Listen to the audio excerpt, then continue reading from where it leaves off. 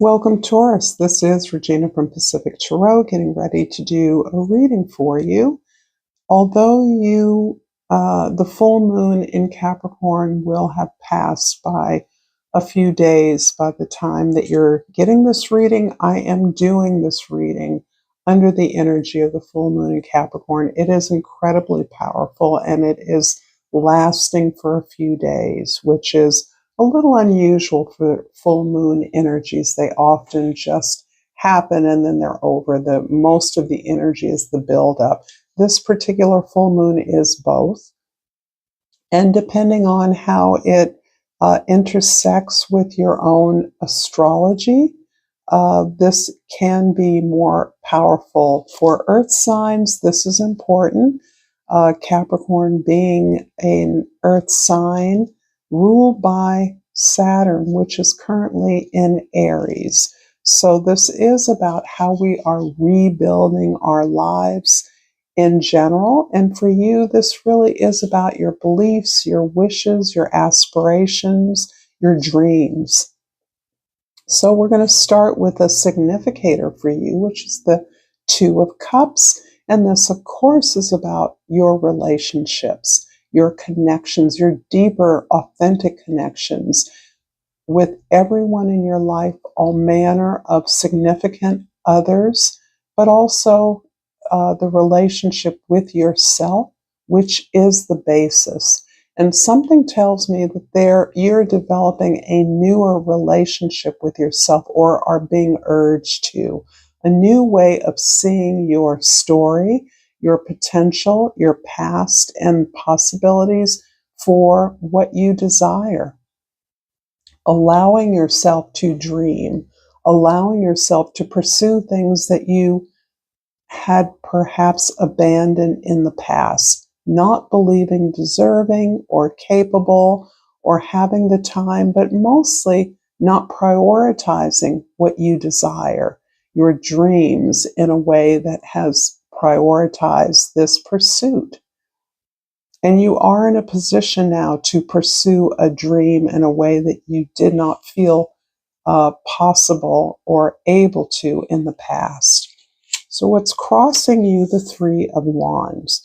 The Three of Wands is describing what you are setting up, what you are creating, the work you're doing, the connections you're making, the resources you have to establish this deeper connection with yourself, to this way of renewing how you identify who you are.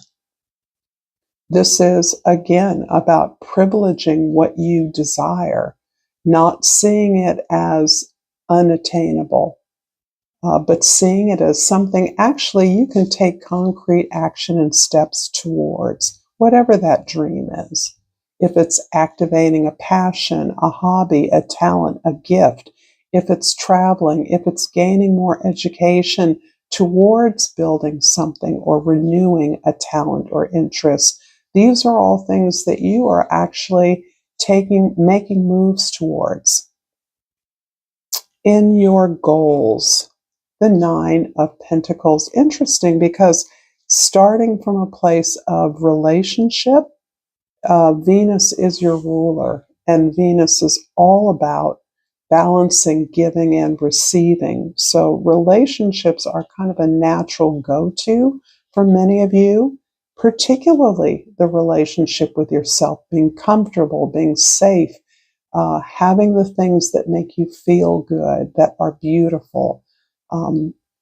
Nine of Pentacles really speaks about your independence.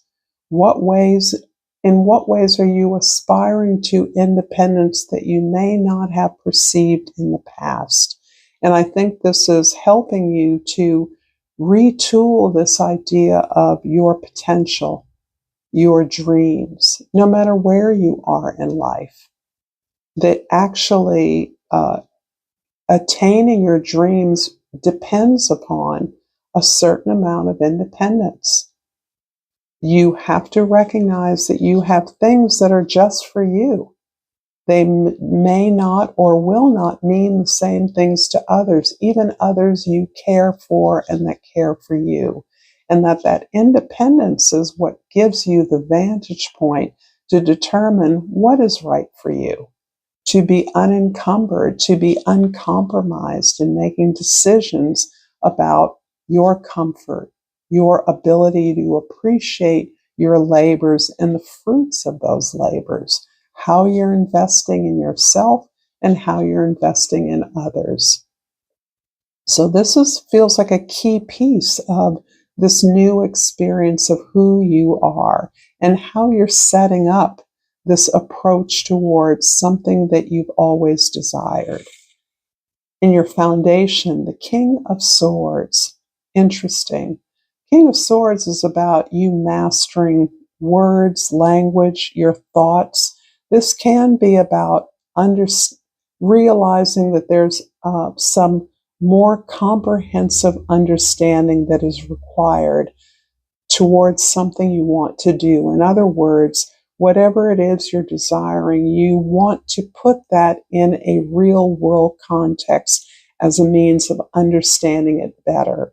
So pursuing something in the context of not only your experience, your community, um, uh, but what the understanding exists in the world about that particular goal, understanding the history, strategies, tools that are available now that were not available perhaps when you first dreamed up this goal or first desired this particular outcome. There's a lot of new information that you are taking on, that you are willing to take on, that you are, for many of you, in active pursuit of. I would not be surprised if you, like Leo, are interested in some course of study, some academic education, ways in which you understand the world in which this goal fits in and can be impactful. In the past, moving away from you, the King of Cups.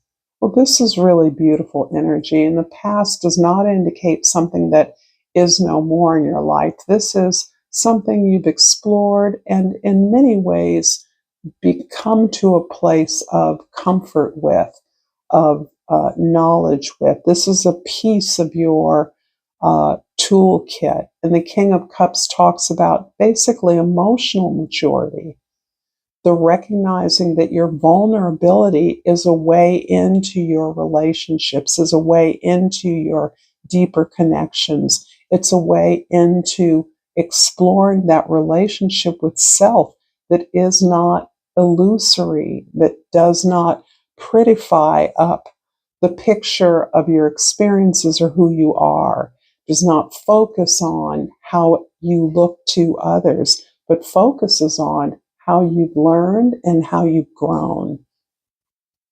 Recognizing that your vulnerability is one of your greatest strengths. We can't love without taking a risk. And as your ruling planet is Venus, the planet of love, being able to explore the giving and receiving and the balance of that in relationships requires a risk. You have to get out there on a limb. This requires someone else's consent and agreement. You can't do this by yourself.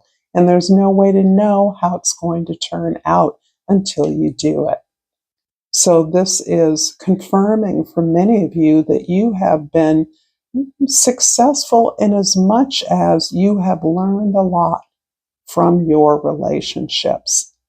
And it's the wisdom that you've gained from those experiences that is on display now, that is operating and moving you forward into this place of your own deeper resources, deeper potential. You can't reach higher without looking at the experiences that have blocked you or made you fearful of approaching something you really, really care about. In the future, the Page of Swords. Boy, this is a card many have been getting as well. It's interesting because quite often this card speaks to me about the limitations of what you know. And there is some honesty that you are coming to about really being out of your depth in some ways about this new sense of pursuit, of pursuing goals, of things that you want to achieve, of developing your talent. What does that mean now? What are the available tools? What kind of assistance can you get? This kind of throws you back into the place of understanding more comprehensively the field, the environment, the resources you have, and how to use them. So I feel like this is pointing you in the direction of uh, the willingness to explore the mystery of who you are, what your purpose is, why you're here, and willingness to see that as not just an exercise of navel gazing, but as relevant to the way that you activate your pursuit of these dreams. What are the direct steps you're taking? Who should be your models, your mentors, your teachers, your environment, your groups? What is your community? So this is really empowering to me because there's so much competence in your energy that the admission of not knowing something and yet pursuing it anyway is a huge growth and display of maturation on your part. Your strength here, the Eight of Pentacles. Why am I not surprised? Taurus, like Capricorn and Virgo, are hardworking, disciplined, devoted to being productive, being effective, having an impact on their material world, building comfort, building success, building achievement. So that feels like it has been your mantra moving forward. Never time to rest, or seeing the work that you've done, regardless of where you are in life, as the means to anything, achieving anything. Yeah, I'm feeling a little contradiction here because, in many ways, I feel like the acknowledgement that your work ethic, your hard work, is one of your greatest powers is something that sometimes doesn't feel good, and much in the same way that Capricorn can experience the expectation of responsibility, so that you can recognize your strength and yet long for doing it differently. I think that's what I'm getting here, because you're re-exploring who you are, what you desire. Working means not working for the success of others, but now working for and towards your own success. So that I think that's what I'm feeling here that is different. Work is eternal in life. I do think that many of us are embracing our purpose in a way that means our work now is work that we want to do, that benefits us directly, that makes us feel good. And that is a huge change from what we have been conditioned to do, to work for others, or perhaps you worked for others, you created success for others long enough that you're retooling the idea of your natural discipline, hard work, and perseverance. In your environment, the Hanged One is about your willingness to retreat from the activities of your life, retreat from even the contemplation of what you desire, in order to gain a greater, broader perspective of what you want to do and what you are, how you want to draw in others in a healthy way. So I do see that you are very comfortable with sacrificing your effort, your labor for the good of others. That feels almost automatic to you, and it helps explain to me the mixed feelings you may have about hard work, the hard work you've done forever, and perhaps a desire to do less of that. And in many ways, the full moon in Capricorn is telling you directly in the way that you're responding appropriately.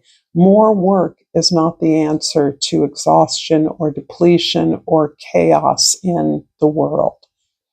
The ability to step back and allow your body to tell you what you need. Do you need rest? You certainly do. You are entitled to rest, but you're resting on this ability to be open to new perspectives, new approaches that help to better inform your movement forward. So, this setting up of something new, being moved to action uh, towards new goals, a new version of yourself, a more mature expression of your energies, is part of what you are opening up to receive. You're recognizing that your idea is not always the best and certainly not the only idea, and that you are naturally strongly opinionated, very smart, very intelligent, uh, able and desirous of taking in lots of information, but it does not mean that you are always informed on uh, ideas about new activities, a new direction, a new impact, a new way of pursuing a dream you had neglected. So, this is really talking about this uh, way in which you are now giving yourself permission to pursue something you've always desired and always put off, because you have joyfully and gratefully uh, contributed to others, worked for the benefit of others. Of course, you benefited from that as well, but you largely saw their needs and desires as a privilege over your own. In your hopes and wishes, the Seven of Cups is about the many options you have. In some ways, this talks about the opening up that you're now doing with yourself. Uh, it certainly is going to be reflected in your relationships. There is more of an openness to integrate what others know, express, and understand what others desire as a part of your the possibilities or the options available to you. So I see you being more inclusive, but it also means that you are experiencing a kind of wash of emotions about that. This release that you are doing in prioritizing yourself is really opening up a lot of feelings about the experiences, the connections, and relationships you've had in the past that didn't work out. And you're not telling yourself that everything was rosy or everything was horrible or everything was any particular way in the past, as you quite often have. You're open to a much greater range and complexity of experiences from your past that are still options for you moving forward, but you're allowing your emotions to speak more honestly to you about what you've learned and what you have yet to learn. And in the outcome, we have the 10 of Pentacles. Well, you have the 8, the 9, and the 10. This is absolutely about legacy. For many of you, this is how you are receiving inheritance or constructing what you are leaving behind as part of your legacy. And keep in mind, because we think of inheritance and legacy in terms of money and wealth and excess, that is not solely what legacy is. Legacy is the way that you create and pass on how you've earned your resources, how you've earned your abundance or your wealth, how you give back. And I think the key here is not what you're giving back, but that you are giving back, that you are seeding future generations ways that they can generate their own abundance, or they too can generate abundance for others. So this is a beautiful card, and it indicates that you are actually changing some kind of generational legacy in some ways. Perhaps you're changing a family pattern in which there was little passed on or little accumulation of wealth or resources, in a way that you are doing this differently. You are giving back differently. And you have worked hard to create this legacy in many ways, but it is also cautioning you to not neglect yourself, not make this a sacrifice for others. I'm going to clarify the 10 of Pentacles in the outcome with 3 cards. The 7 of Pentacles, the 6 of Swords, and the Lovers at the top. So, really, the 7 of Pentacles is really the prequel to the current energies. Your ability to assess and evaluate where you are at. You've been doing that. And this move towards legacy, the earnings that you've accumulated over time, and the independence that you're encouraged to integrate into your desire to give back, is this ability to evaluate what you've earned and how you've earned it. Is there a smarter, less laborious way to produce the same results? The 6 of Swords talks about this being the road to recovery.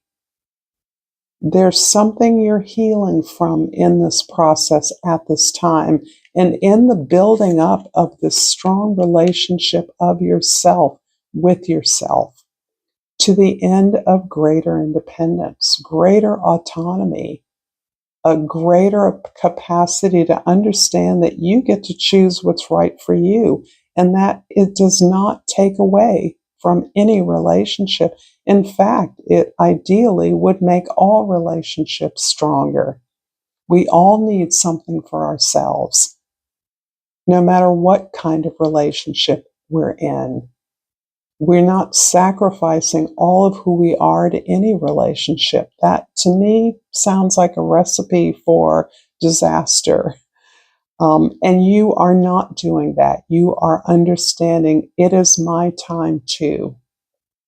I've worked hard for a legacy, something to give back, share, leave for others, but I get to enjoy that as well. And that is your recovery. This ability to understand you have a right to develop what you desire, to pursue a dream that you may have sacrificed to the effort to building this legacy. And finally, the Lovers is about a choice that you have. You've created a choice. You now understand that long-term benefit is what is desired.